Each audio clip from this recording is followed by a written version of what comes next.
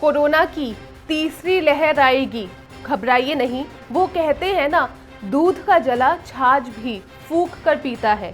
अब क्या है ना, सरकार कोरोना की दूसरी लहर में पूरी तरह नाकाम साबित हुई है। इसलिए इस तीसरी लहर के लिए ज़रूर तैयारियां की जाएंगी। कब आने वाली है कोरोना वायरस की ये तीसरी लहर और कैसा होगा इसका असर, जानिए आज के इस वीडियो में। देश अभी कोरोना की दूसरी लहर से ही जूझ रहा था, लेकिन तीसरी लहर आने की भी भविष्यवाणी हो गई है। कोरोना की तीसरी लहर का आना तय माना जा रहा है।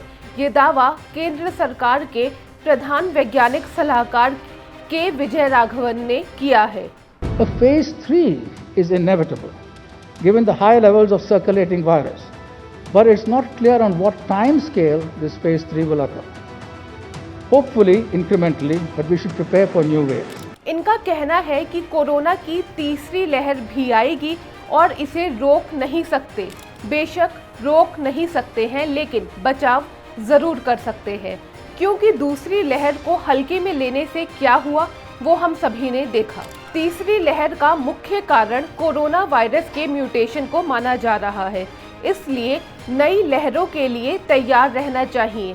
साथ ही राघवन ने ये भी बताया कि जब वैक्सीनेशन बढ़ेगी तो वायरस लोगों को संक्रमित करने के नए नए तरीके ढूंढेगा, जिसके लिए हमें तैयार रहना होगा।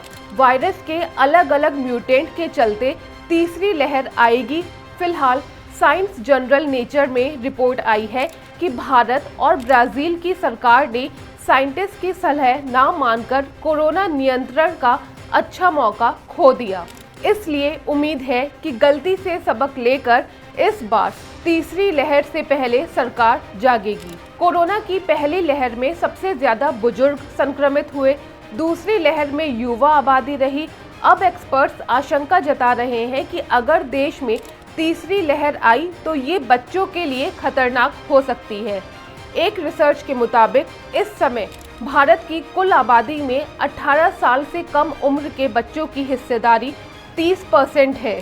बच्चों के लिए अब तक कोई वैक्सीन नहीं आई है। कई स्टडीज में ये आंकलन किया गया है कि अगर 18 साल से ऊपर के लोगों का वैक्सीनेशन हो गया तो छोटे बच्चों को वायरस ज़्यादा अटैक करेगा और 6 से 12 साल के बच्चों को ये गंभीर नुकसान भी पहुंचा सकता है। इससे बचने के लिए सरकार को वक्त रहते बच्चों के वैक्सीनेशन की दिशा में कदम उठाने चाहिए। अगर सरकार ने इस संबंध में जल्द ही कोई कदम नहीं उठाए तो कोरोना की तीसरी लहर बच्चों के लिए घातक साबित हो सकती है। सीरम इंस्टीट्यूट ऑफ इंडिया ने कहा है कि वो इस साल के अक्टूबर महीने तक बच्चों के लिए वैक्सीन विकसित कर सकती है, जबकि कोवैक्सीन बनाने वाली कंपनी भारत बायोटेक भी इस पर काम कर रही है और उसकी वैक्सीन ट्रायल स्टेज में है। फाइजर की बात करें तो उसने बच्चों के लिए वैक्सीन बना ली है और कनाडा में तो 12 साल से ऊपर के बच्चों पर इसके इस्तेमाल की मंजूरी भी मिल गई है। वैसे तो तीसरी लहर कब आएगी इसके बारे में कुछ साफ तौर पर नहीं कहा जा सकता है, लेकिन कुछ एक्सपर्ट्स अनुमान लगा रहे हैं कि तीसरी लहर सितंबर या अक्टूबर में आ सकती है। इन खबरों के बाद अभी तक महाराष्ट्र सरकार सबसे ज्यादा एक्टिव है। बीएमसी और महाराष्ट्र सरकार मिलकर शहर में बाल चिकित्सा कोविड देखभाल वार्ड बनाना शुरू कर दी है।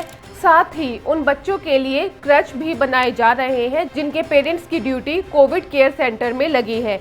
ये एक अच्छा कदम है और बच्चों के लिए वैक्सीनेशन के साथ साथ बेड, ऑक्सीजन या मोटा मोटा बोले तो हेल्थ सिस्टम को तीसरी लहर से पहले दुरुस्त करना बेहद ज़रूरी है।